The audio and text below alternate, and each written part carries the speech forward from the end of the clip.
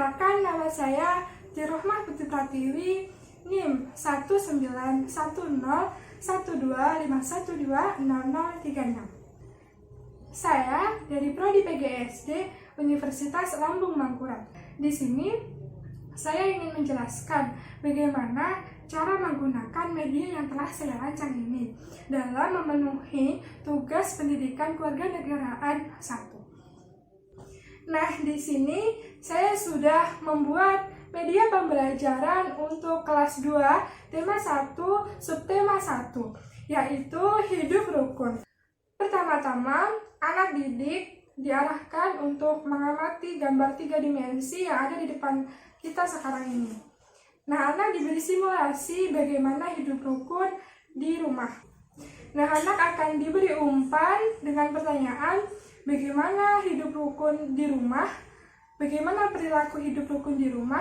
Jadi, tanggapan yang diharapkan anak didik dapat menyebutkan bagaimana perilaku hidup rukun di rumah. Misalnya dengan membersihkan halaman rumah bersama-sama. Nah, di sini juga ada perilaku hidup rukun dengan teman.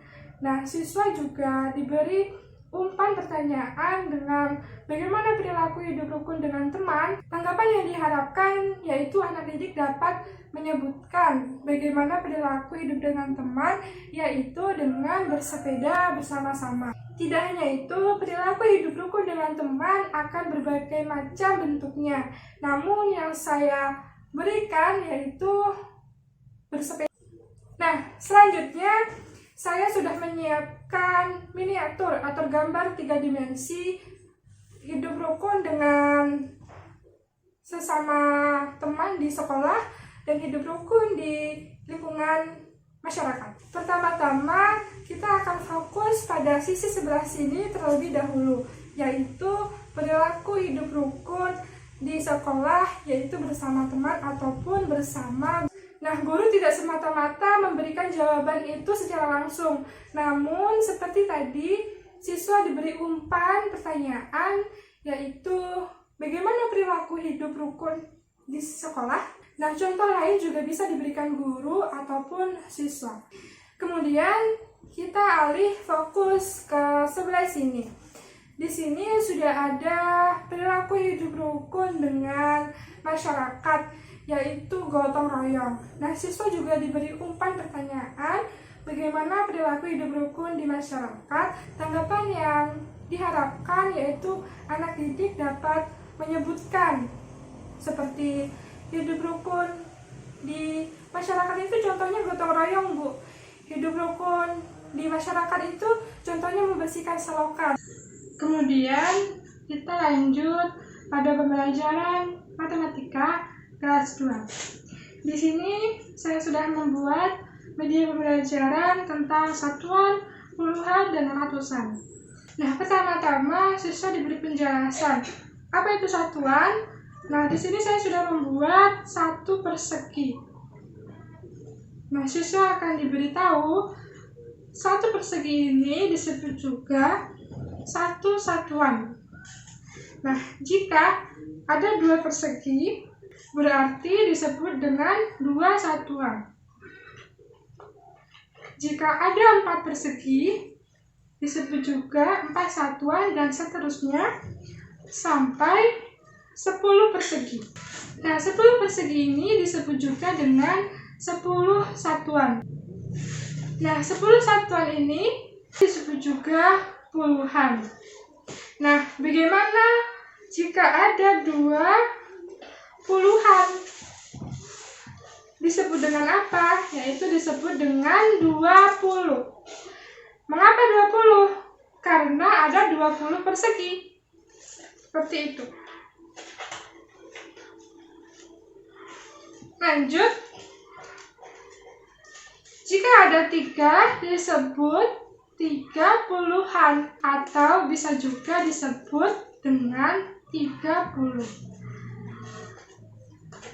Begitu juga dengan 50-an, yaitu disebut 50. Jika ada 60-an disebut 60, dan seterusnya. Kemudian, jika ada 10 puluhan seperti ini. Mengapa disebut 10 puluhan? Karena ada 10 garis persegi. Disebut juga dengan 1 puluhan. Nah, di sini ada berapa puluhan? Coba kita hitung ke sini. 1, 2, 3, 4, 5, 6, 7, 8, 9, 10. Berarti ada 10 puluhan. 10 puluhan ini disebut dengan ratusan. Jadi kalau ini satuan, ini puluhan, ini ratusan. Nah, di sini juga ada kotak nama bilangan dan lambang bilangan seperti ini. Nah, saya sudah membuat contoh soal di atas sini. Di sini sudah ada ratusan, 1 ratusan, dan juga ada 30-an. 30-an berarti disebut 30, dan ada 7 satuan. Nah, kita jelaskan kepada anak didik bahwa ratusan ini bisa ditulis dengan 100. 100. Kemudian ada 30. 30-an. Berarti 30. Ditulis dengan 30. Seperti itu. Kemudian ada 7 satuan. Ditulis dengan 7. Nah, setelah kita tulis lambang bilangannya, kemudian kita jumlahkan semuanya. Kita jumlahkan 100 ditambah 30 ditambah 7. Berapa? Sama-sama dengan murid sebutkan 137. Nah, di sini murid akan mencari mana lambang bilangan 137. Berarti ini ya.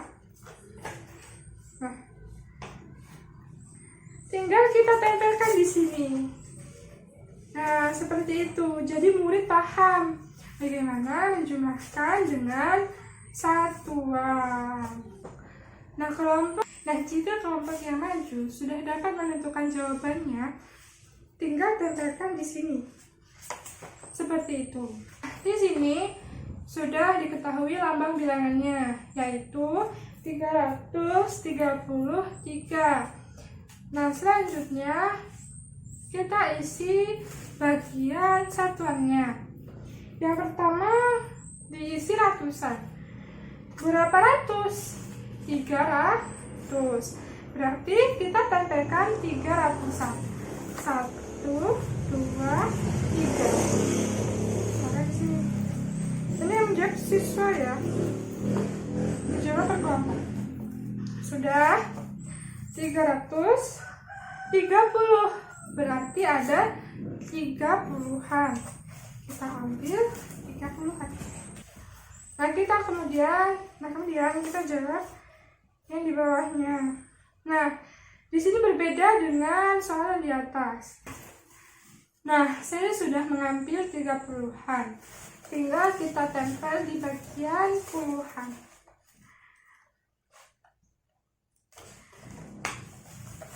Seperti itu. Sudah ada 333. Berarti ada 3 satuan lagi. Kita ambil 3 satuan di kolom satuan. Saya sudah mengambil 3 satuan, tinggal kita tempelkan di bagian satuan. 1, 2, 3. Seperti itu. Baik, dengan kegiatan seperti ini, siswa akan melihat bentuk nyata bagaimana penjumlahan. Kita beralih ke bagian sini. Nah, di sebelah sini yaitu terdapat kolom nama bilangan dan lambang bilangan. Nah, di sini masih kosong ya. Yang pertama sudah diketahui lambang bilangannya, yaitu 431. Nah, bagaimana nama bilangannya? Kita pilih. Nah, siswa diharapkan bisa memilih mana nama bilangan 431. 400. Di sini terdapat kecohan ya. Jadi siswa harus tahu benar. Nah, ini. Sekarang kita lepas double tick-nya. Nah, jika sudah, langsung saja siswa disuruh menempelkan di bagian nama bilangan. Seperti ini. Nah, selanjutnya kelompok yang lain menjawab soal nomor 2, nama bilangan dan lambang bilangan. Di sini sudah diketahui nama bilangannya, yaitu dibaca 260. Nah, siswa harus dapat mencari lambang bilangan dari 260. Di sini kolomnya. Ya. Ini dilepas dulu. Jika sudah dilepas, tinggal tempelkan di bagian sini. Nah, seperti itu ya, cantik. Kemudian di bawahnya juga sama. Yang diketahui adalah nama bilangannya. Berarti siswa kelompok lain harus dapat menentukan lambang bilangannya seperti apa. Nah, di sini sudah ada 521. Jika kita tempelkan di sini. Baik, matematika sudah selesai. Selanjutnya kita beralih ke PPKN. Di sini sudah ada teks lagu Garuda Pancasila. Dan di sini sudah ada teks Pancasila yang terdiri dari 5 sila. Pertama-tama, siswa bersama-sama menyanyikan lagu Garuda Pancasila. Nah, di teks Garuda Pancasila, siswa sudah menyebutkan Pancasila adalah dasar negara Indonesia. Nah, gambar burung Garuda ini sendiri merupakan lambang dari Pancasila. Karena di tengah-tengah burung Garuda ini terdapat lambang dari kelima silanya.